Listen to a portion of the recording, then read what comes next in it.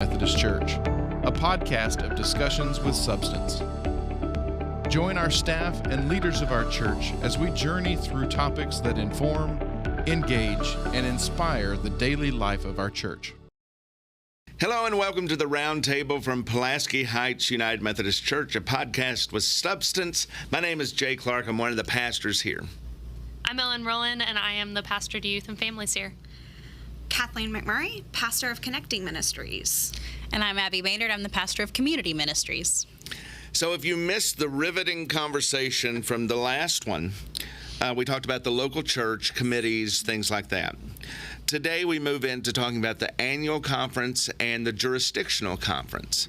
So a lot of people hear about annual conference, going to annual conference. Ours is usually in June. And it's usually in Hot Springs, has been the past several years, but it has moved around the state. They know it's just a meeting of clergy and laity. You have a laity per appointed pastor. Yes. So there's a balance. And then because retired clergy count in the clergy roll, then you also have to add additional laity, so there is a balance. Mm-hmm. How would you describe a 100,000-foot overview of what an annual conference is and how it is? I don't want to say perceived, but I want to say, we have a bishop, and she is the bishop of our annual conference. Some bishops have two annual conferences that they preside over. But anyway, say what comes to mind when you hear annual conference? Yours is going to be a very different answer than everyone else's. Yeah. Because you're kind of in the bowels, so to speak, as you might say. Anyway, can I say that on? No, it's YouTube. All right. So, let's start with Kathleen. Yeah. So, first of all, when I think of annual conference, I have to specify if I'm talking about the event or the body. The annual conference, we talk about we're part of the Arkansas Annual Conference, which is a body of churches and clergy within the bounds of Arkansas that are part of the United Methodist Church. And like you said, Jay, we serve under the bishop. And then we have that event, usually once a year, usually once a year, I say, because it's annual, but on occasion you have special called sessions, as we have had to deal with over the past calendar year, to deal with a specific topic or issue that needs to be voted on by the body. Like disaffiliations. And so but ideally, the annual conference is structured to meet once a year as a body with those representatives, and we worship together, and that's what I am tasked with overseeing for the annual conference. We worship together, we participate in meals together, time together. We have the hearing of reports together. Yes, we hear about what's going on for different ministries of the annual conference, different organizations associated with the annual conference. We have business, where we vote to approve the budget, and we hear about the finances, and we vote on resolutions to send towards general conference, which we'll get to next week, and talk more about that. But it is the gathering of the United Methodists within the bounds of those areas. And from my worship is my favorite time. I know that that's not everybody's, but I'm in charge of it, and it can be very stressful. But it is neat to worship together, and to share in that together. And it's a challenge to try and represent the annual conference in worship, because so many different congregations have different traditions for worship and experiences of worship, and we want to be representative. But it's also really beautiful. And going back to part of the business of the annual conference, the budget that is usually proposed is it is made up of our apportionment dollars. Yes, our tithe. Our tithe. Our what is it called now? Church. Tithe. It's a tithe initiative was what it was called. And this happened to me today. Someone who's a member here said, we were talking about people who were on the roll that no longer go here. Mm-hmm. And she said, you're paying for those people in your apportionments. And I kind of giggled because that's what happened. That is what happened. Years ago. Yes. You know, your apportionment dollars were based on your membership. And so people would clean the membership every year or two, so that the apportionment dollars would come down and be representative of who they were and what they could afford. But now it's 10% of whatever you bring in your offering, minus mission money. 10% of that goes to the annual conference. So if anyone was out there wondering, Yes. how that is. How that's funded. Yeah. 10% of minus missions and capital expenses. Yes. Yeah. Yeah. So isn't that interesting? It's fascinating. Yeah. So that's what you do at annual conference, and that's also part of the nominating committee. We talked about the local church. We send so many lay delegates to go to these meetings, and you really, there are United Methodist nerds, and I say that with all kinds of love. Thanks. Yeah. But there are, and annual conference is just their jam. That is, that they just come alive and love. By saying they, Jay, does that mean that you That are means not one of also those you. people? I do love annual conference. I do. I love the community. Yes. Great. I don't always like the minutia, and but I do like to see everyone. It's changed over the years, because used to it really seemed more like a family reunion, and now it seems more businessy than usual. And I don't know if that's just time or people have so many things going on. Sure. But what you grew up, your mom's a pastor, so did you go to annual conference with her? I did as a kid. And you still went into ministry. I know, it's not wild. But I think it's worth saying, if you're listening to this podcast or watching us on YouTube, and you are new to Methodism, or you haven't heard very much about all these conferences and all these levels, it's worth saying that a lot of Christian denominations organize themselves by geography. But when we're talking about the United Methodist Church, we're talking about a global denomination that all has to get on the same page at some point. And so this is a tradition of ours that grew out of the United Methodists saying, well, we're united and we want to have the same theology. We want to be doing the same things in our churches. We want to share money so that we can do more mission together across things. And we started to make these geographic areas that met together. And it used to be that the annual conference was all of Methodism. We can't do that every year. Right. But it's one of the important ways that the United Methodist Church contextualizes. Because if we try to make, as we have seen, if we try to make decisions on a global scale, it doesn't work for everyone. And so when we're talking about the Arkansas Annual Conference, we are talking about our people, our money, our problems that we're trying to address with ministry, our context. And that's why we get together every year, is to have people from across the denomination, both clergy and lay, to address what is right here in our state. And people may not know that the Arkansas, it hasn't always been the Arkansas Annual Conference. Yes. We did have 2 annual conferences. We did have 3 annual conferences. More. There was the White River Annual Conference. There was the North Arkansas Conference. There was the Little Rock Conference.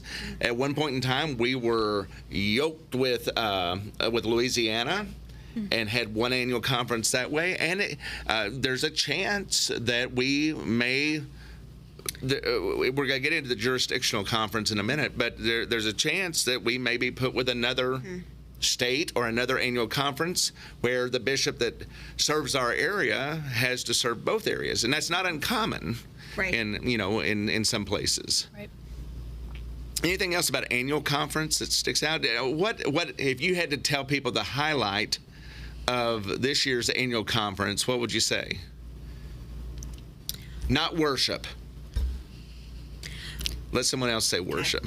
I was going to say worship in general. It was good. Yeah, it was very good. One thing that I personally really love about annual conference every year, and especially this year, is the ordination and commissioning service, and also our retirement service. I like getting to, it's an opportunity for all of us, especially the pastors who don't necessarily always get to see each other, to come together and celebrate together kind of the big steps that we're taking in ministry, whether it's entering into it or departing. And I think there's something really beautiful about getting to do that as a whole conference. Mm-hmm. Yeah, I do too. I agree. I love the ordination. And we have, it is not every annual conference has the tradition that we have of during the ordination service that all of the clergy are invited to robe, and if is appropriate to their orders, stole. And they have a big procession. And you just see all of these clergy, and then you see the folks that are going to be a part of this this community and this order that are going to be a part of these. And this year it went back to being in a local church, yes, which was, to me, more meaningful than in a huge convention center. Yeah. So it was included with worship, but that ordination service, particularly the procession of pastors, I think is one of the most. To me, the best part of the service of ordination is standing up when there's someone that you've watched grow up or you've been a supporter of, and being able to stand up and almost be a part of that ordination from afar, because you're standing to say to those around you, I'm going to continue to support this person. And the fact that we ordain in the annual conference, that is not how many denominations do ordination. Right. Many denominations that are more congregational have a process for ordination that is within the bounds of the denomination, but folks they have specific ordination services for them. And they will have their own ordination service at a local church where they are serving or where they grew up, and those are very powerful. It's really powerful. I've been to a couple of those for colleagues of other denominations, and to go to this, and they have all of the clergy, no matter what the denomination, sometimes that can participate and be a part of that. But there's also something really powerful about getting commissioned and getting ordained alongside others, and all of the clergy and all of these laity that have also, you know, maybe you've been, that are a part of your church that you are serving or have served, that can be a part of that. It's also really special.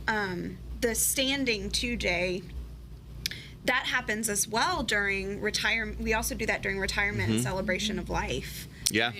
So when the service of remembrance, when we list the names of the saints of those clergy. We don't do it during retirements. we do.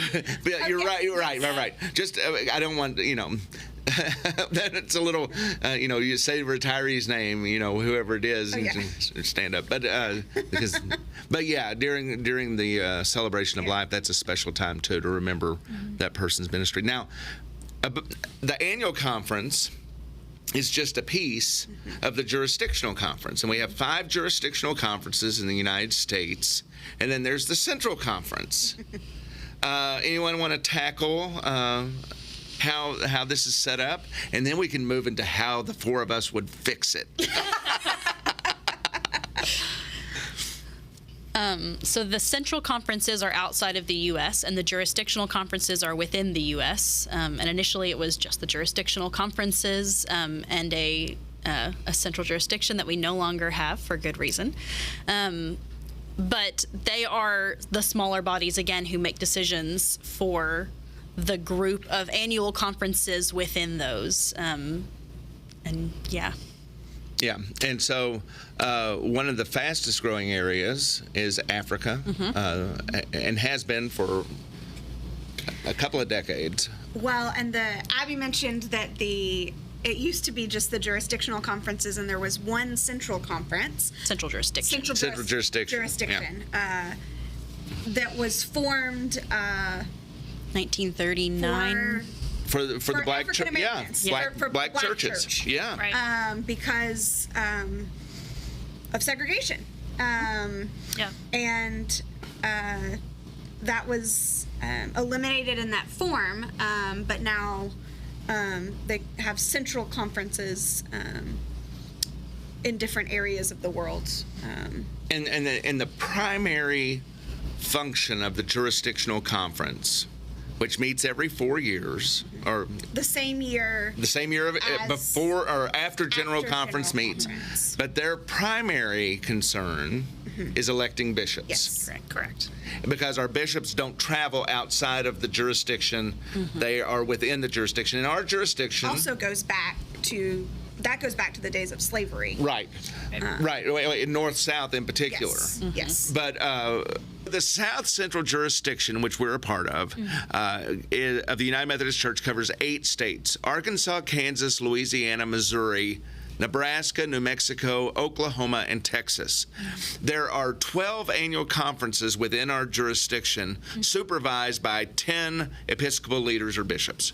So the annual conferences, of course, are Arkansas, Great Plains, which makes up Nebraska and Kansas, Louisiana, Missouri, New Mexico, and then we have Oklahoma Indian Missionary, and then we have 5 Texas conferences, I think. Central Texas, North Texas, Northwest Texas, and Rio, Texas, and the Texas Conference. The Texas Conference, its bigger city is the Houston area. Correct. And it's Okay. kind of in the eastern. Yep, and it goes all the way down to Galveston and Padre. So, anyway. Some of the conferences now, as we figure out the numbers of churches and the numbers of Right. United Methodists that are going to be in these different annual conferences after disaffiliation,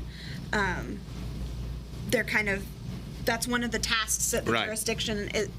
that jurisdictional conference is going to sort out. In addition to electing bishops, it will be how these will align. Yeah, they can redraw the lines of annual conferences based on the needs. And the question is, based on retirements, how many bishops will we elect in 2024? And in fact, I mean, a little plug for Arkansas's conference.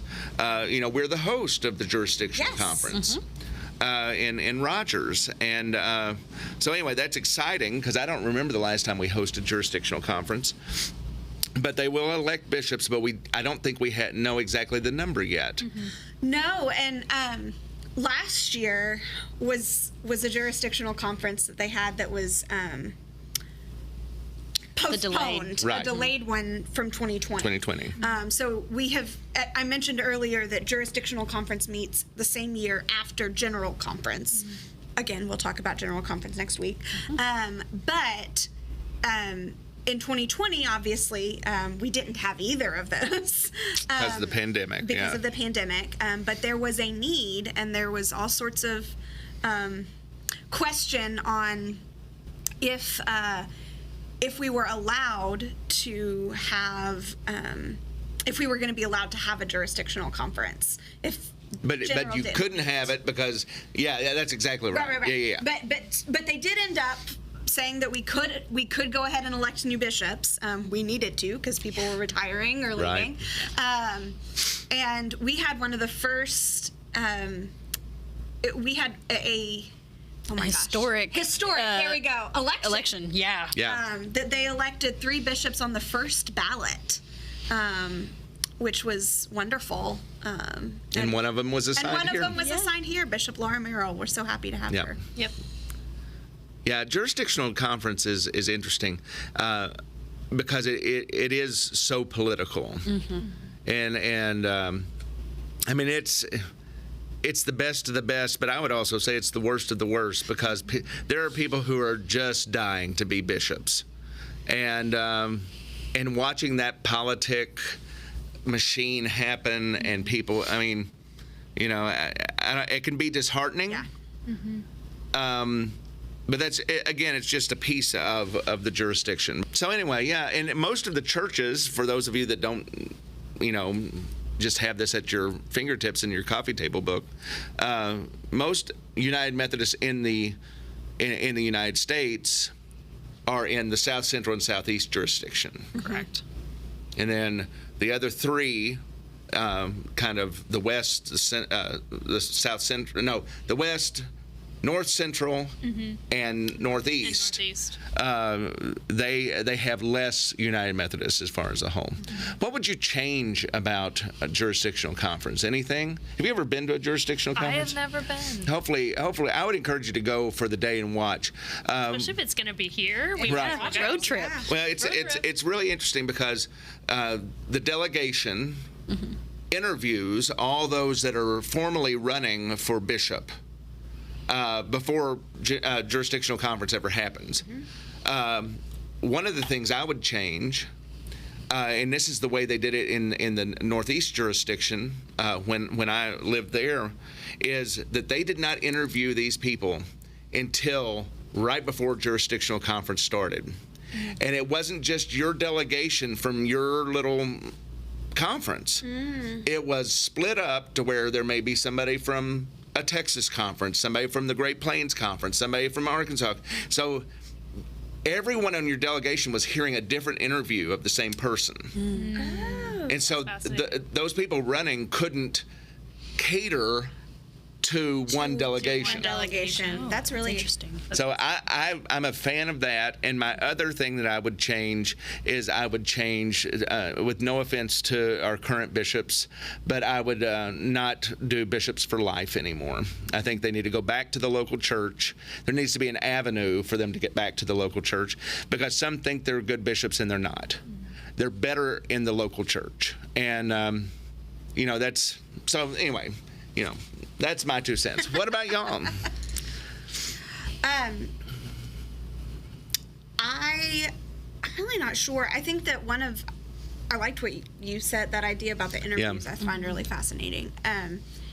One of the things that the jurisdiction also does, which I don't know that we have said, is that they elect the bishops, and then they also assign bishops to whichever episcopal area they will preside over, whether that be one or more annual conferences. And so sometimes a bishop can preside, and that can change.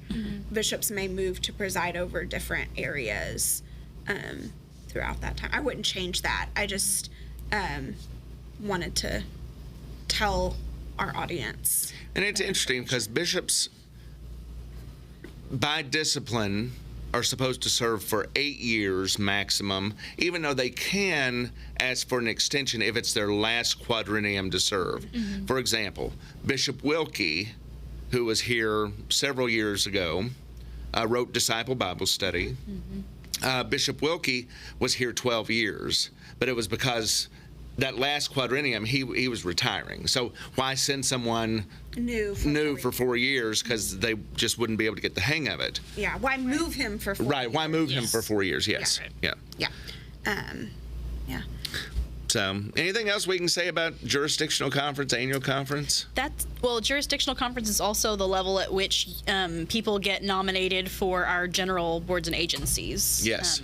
Which we're going to probably maybe talk a little bit more about that at the general conference level, but that's where some of that comes from. And so that's another function of our jurisdictional conference. Yep.